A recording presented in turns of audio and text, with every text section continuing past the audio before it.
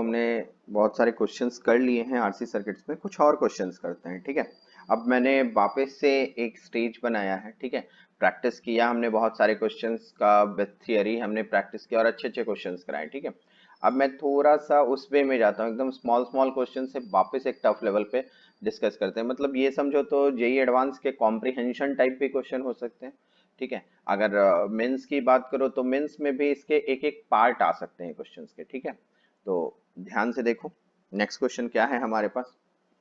ठीक है, यहाँ देखो, यहाँ क्वेश्चन क्या कह रहा है, resistance of the resistance 10 micro.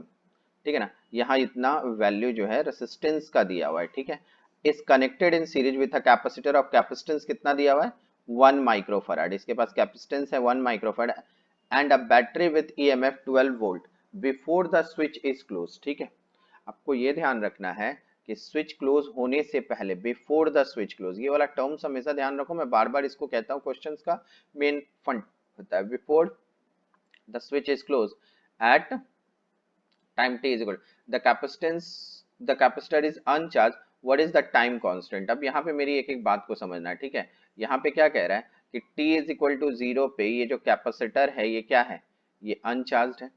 ठीक है, क्लियर है। इस रेसिस्टेंस की वैल्यू, इस रेसिस्टेंस की वैल्यू मेरे पास है वो है 10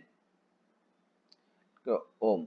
ठीक है, ये हमें रेसिस्टेंस की वैल्यू दे रखा है। ठीक है, ये जो बैटरी है, इस बैटरी की भी वैल्यू है मेरे पास कितना, 12 वोल्ट। ठीक है, यहाँ लिखा है ना, and battery with a EMF 12 volt. ठीक है, स्विच। तो कह रहा है what is the time constant, हमें टाइम कांस्टेंट निकालना है।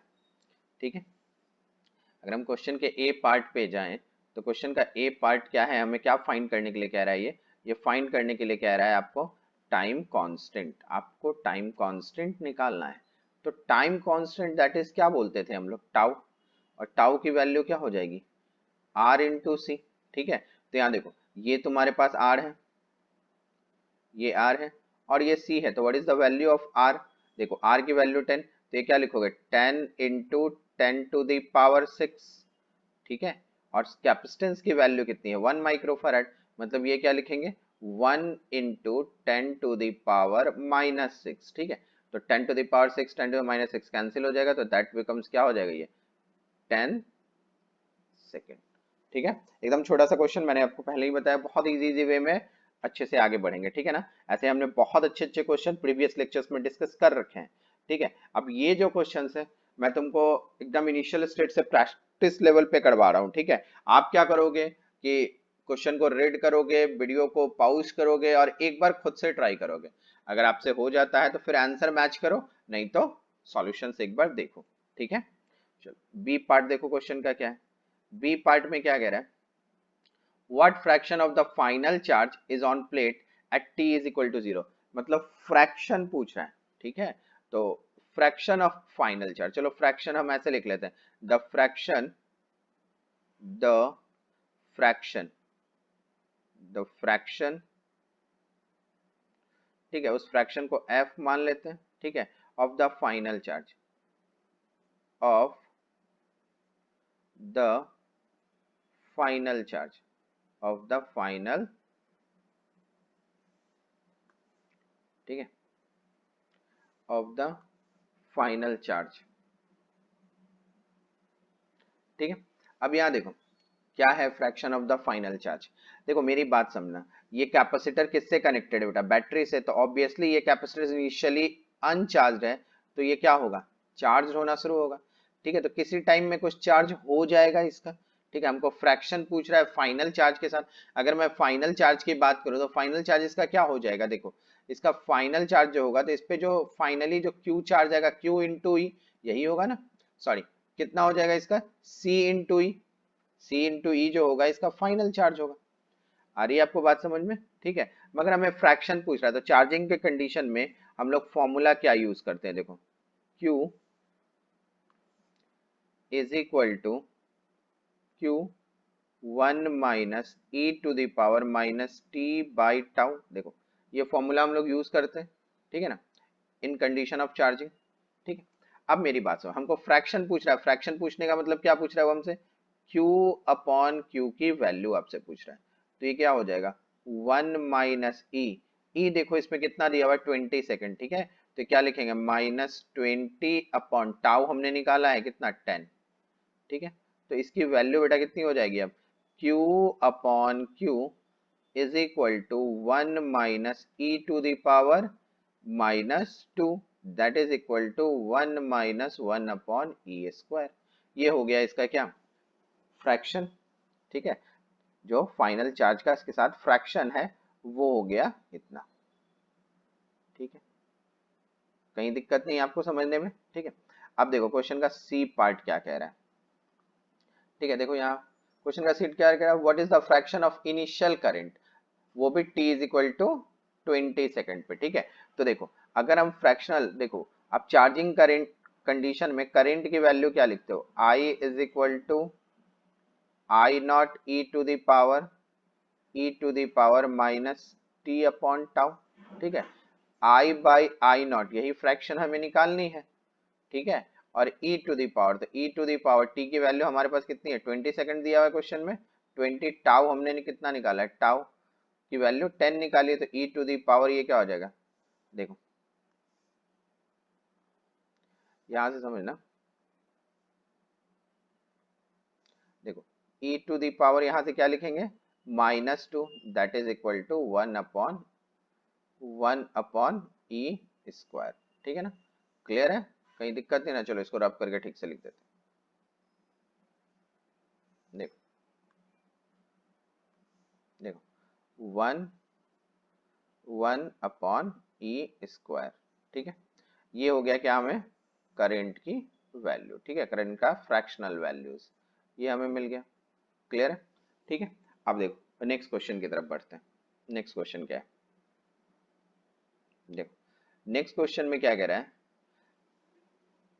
एन अनचार्ज कैपेसिटर, देखो यहां समझना, नेक्स्ट क्वेश्चन में क्या दे रहा है कि एक uncharged capacitor is connected to a 15 volt battery, इससे कनेक्टेड है क्या अनचार्ज कैपेसिटर, ठीक है। अब कह रहा है थ्रू अ रेजिस्टेंस कितना दिया हुआ इसका 10 ओम, टाइम क्या दिया हुआ 2 micro second, potential difference across this time पे पोटेंशियल डिफरेंस क्या दिया 5 वोल्ट, तो find the capacitor capacitance of the capacitor, take L की वैल्यू कुछ दे रही है, हो सकता है तो एल कुछ ऐसा आएगा कैलकुलेशंस में, ठीक है, चलो हम कंडीशन लेना स्टार्ट करते हैं, ठीक है।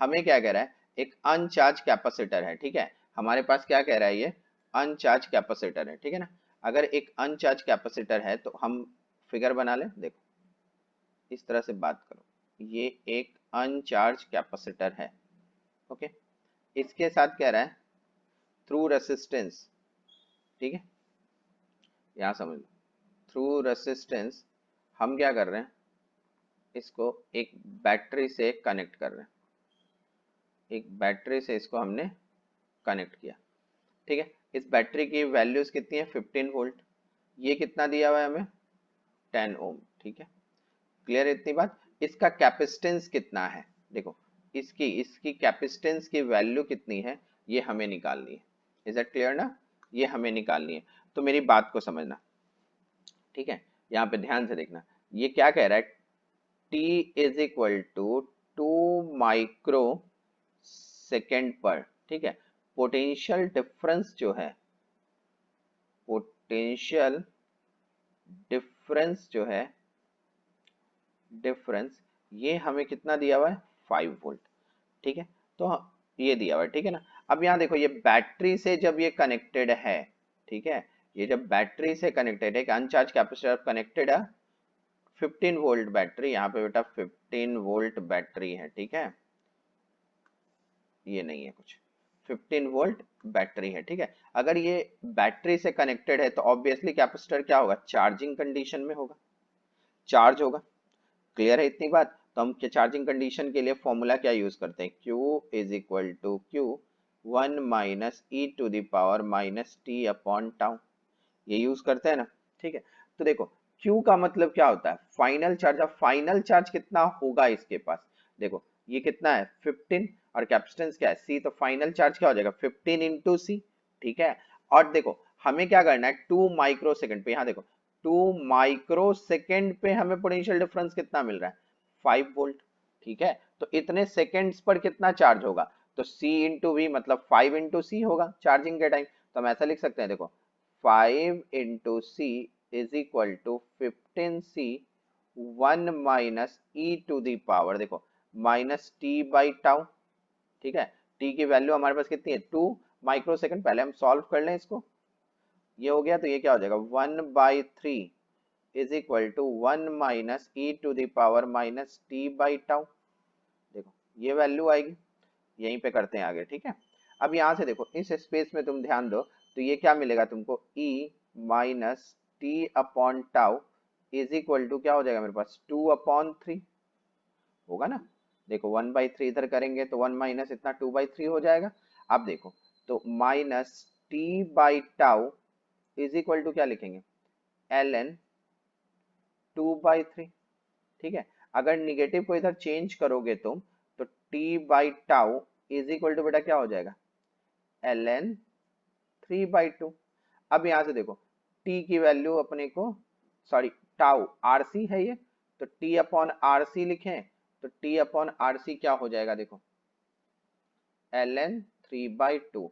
अब थोड़ा सा स्पेस कम है तो मैं डायरेक्ट लिखूंगा, देखो c की वैल्यू क्या लिख सकते हैं अपने, देखो c इज इक्वल टू, देखो इसको इस तरफ ले आए ना, तो t की वैल्यू क्या है 2 माइक्रोसेकंड, तो क्या लिखो यहाँ पे 2 इंटू 10⁻⁻6। इज इट क्लियर, ठीक है। क्लियर है ना। r की वैल्यू देखो 10 ओम दिया हुआ है तो ये 10 हो जाएगा, क्लियर है। और यहाँ पे क्या होगा, ln 3/2। अब ध्यान से देखो ln 3/2 मतलब 1.5 और इसकी वैल्यू हमको 0.4 दी हुई है, तो 2 इंटू इसको मल्टीप्लाई आप करोगे तो c की वैल्यू आपको कितनी मिल जाएगी, 0.5 माइक्रो फराड। ये आपको फाइनल कैपेसिटेंस की वैल्यू मुझे मिल जाएगी, ठीक है। ये आया समझ में, कहीं दिक्कत नहीं इस क्वेश्चन को समझने में, क्लियर है ये सब इजी क्वेश्चन है, ये आप कर सकते हो, ऐसा कोई खास क्वेश्चन नहीं है। चलो अब देखो नेक्स्ट क्वेश्चन क्या कह रहा है। नेक्स्ट क्वेश्चन है हमारे पास, नेक्स्ट क्वेश्चन कह रहा है consider the circuit on in the figure, find out the steady state current in the 4 ohm resistance, ठीक है। हमको स्टेडी स्टेट करंट देखना है कहाँ पे, 4 ओम रेजिस्टेंस पे, ठीक है। Assume the internal resistance of the 8 volt battery is negligible, मतलब इसके पास कोई इंटरनल रेजिस्टेंस नहीं है, ठीक है, उसको नेग्लिजिबल मान के चलना है, ठीक है। तो अब मेरी बात को सुनो ध्यान से कि अगर हम स्टेडी स्टेट की बात करेंगे तो ऑब्वियसली ये क्या हो जाएगा, ओपन सर्किट। ये क्या हो जाएगा, ये ओपन सर्किट की तरह ट्रीट करने लगेगा, इधर करंट पास नहीं करेगा, ठीक है। तो करंट कैसे पास करेगा, इस तरह से ऐसे आएगा करंट, ठीक है, ऐसे आएगा। अब देखो इसमें ये जो 4/3 ओम है और ये जो 4 ओम का रेसिस्टेंस है, ये दोनों, सॉरी 8 नहीं कवर करना है इसमें, कहीं तुम लोग मिस्टेक ना समझो 8 वाला भी कवर हो रहा है। देखो यहाँ पे ऐसे समझो कि ये सिर्फ जो 4 ओम का रेसिस्टेंस है ये वाला, ठीक है। ये तो 4/3 और 4 ओम ये दोनों क्या हो जाएगा, ये दोनों क्या हो जाएगा पैरेलल में, ये दोनों हमको कहाँ मिलेंगे, पैरेलल, पैरेलल कनेक्शन में। तो पैरेलल कनेक्शन में अगर मिलेंगे तो हम क्या लिखेंगे, 1/r equivalent is equal to क्या हो जाएगा, ये 3/4 प्लस 1/4, ठीक है। तो सिंपली आर इक्विवेलेंट की वैल्यू क्या हो जाएगी यहाँ से हमारे पास 1 ओम। आर इक्विवेलेंट क्या मिल गया मेरे पास, 1 ओम। अब देखो अब ये जो, अब इस सर्किट को नेक्स्ट डिजाइन करो। अब सर्किट बेटा कैसा हो गया, समझना है यहाँ पे। अब सर्किट ऐसा हो गया, देखो ये एक रेसिस्टेंस मिल गया हमको 1 ओम का, ठीक है। यहाँ से ये बैटरी है और ये रेसिस्टेंस है, देखते चलो ऐसा हो जाएगा। और ये कितना है 3 ओम का। इस तरह तो करंट पास करेगा नहीं, तो इसलिए इसको मैंने बनाया ही नहीं। इज इट क्लियर ना। तो देखो ये जो 1 ओम है, ठीक है, ये जो 1 ओम है और ये जो 3 ओम है, अब ये दोनों कैसा हो जाएगा, अब ये दोनों क्या हो जाएगा सीरीज में, ठीक है। अब ये दोनों सीरीज में हो जाएगा तो इन दोनों का आर इक्विवेलेंट अगर निकालेंगे, आर इक्विवेलेंट, ठीक है, आर इक्विवेलेंट निकालेंगे तो क्या हो जाएगा 1 ओम प्लस 3 ओम, तो ये क्या हो गया 4 ओम। अब ये 4 ओम हो गया, ये 8 वोल्ट की बैटरी है, तो बताओ यहाँ से कितना करंट पास करेगा, आ रही है ना आपको बात समझ में। तो यहाँ से कितना करंट पास करेगा, तो देखो करंट की जो वैल्यूज हो जाएगी वो हम क्या लिखेंगे, I is equal to V by R. What is the value of V? 8 volt, और डिवाइड बाई आर 4, मतलब 2 एम्पियर करंट इसमें पास करेगा.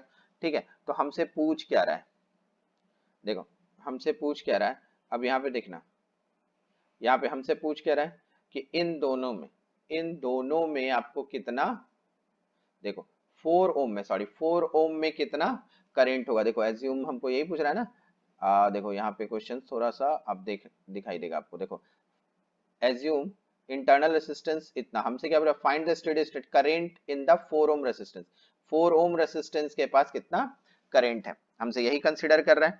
ठीक है, तो 4 ओम के पास कितना रेसिस्टेंस है ये हमें देखना है. तो देखो पोटेंशियल डिफरेंस, अगर मैं ऐसे बोलूं कि potential difference potential difference between देखो यहाँ पे क्वेश्चन में देखना, देखो ए और बी लिखा है ना यहाँ पे, ए और बी, तो इनके बीच पोटेंशियल डिफरेंस कितना होगा. देखो इनके बीच का पोटेंशियल डिफरेंस जो होगा बिटवीन ए एंड बी, वो हम निकाल सकते हैं. ठीक है, कितना हो जाएगा, आई मल्टीप्लाई आर इक्विवेलेंट. ठीक है, आई की वैल्यू तो हमें 2 मिला हुआ है.